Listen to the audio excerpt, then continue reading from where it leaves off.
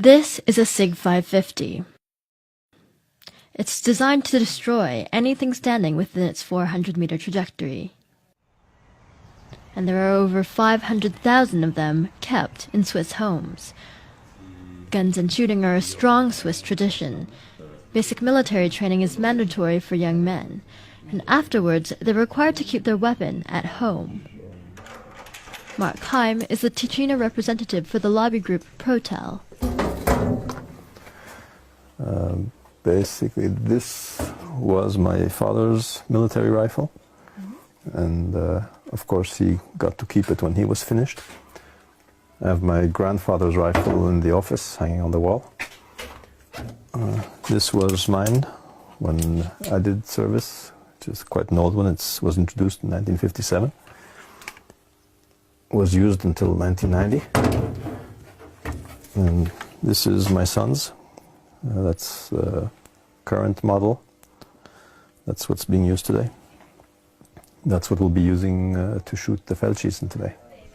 The Feldschießen, or Tiro Federale in Campagna as it's known in these parts, is an annual Swiss event, and it's also the largest shooting festival in the world. Roughly 200,000 people come out to target practice all across the country. Ammunition is provided by the government. Heim goes regularly to this range, and it's often a family affair. It was organized by the government to have a very high state of readiness for the Swiss military and population. The target has always been that within 24 to 48 hours, Switzerland could mobilize a pretty large army, I mean, even by European standards.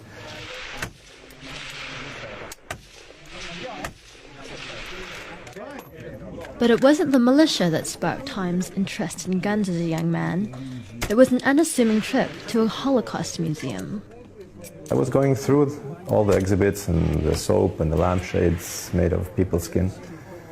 And while I was looking, I heard a funny noise, and there was an old woman maybe 2 meters from me, and she was trying not to cry.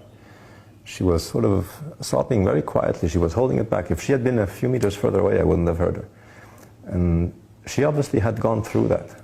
That's when the whole impact of it hit me. And I promised myself I would never be in her situation.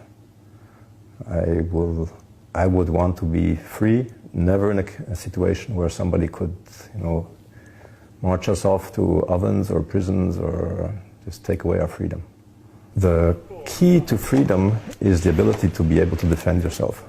And if you don't have the tools to do that, then you are at the mercy of whoever wants to put you away. And the tools for that are guns.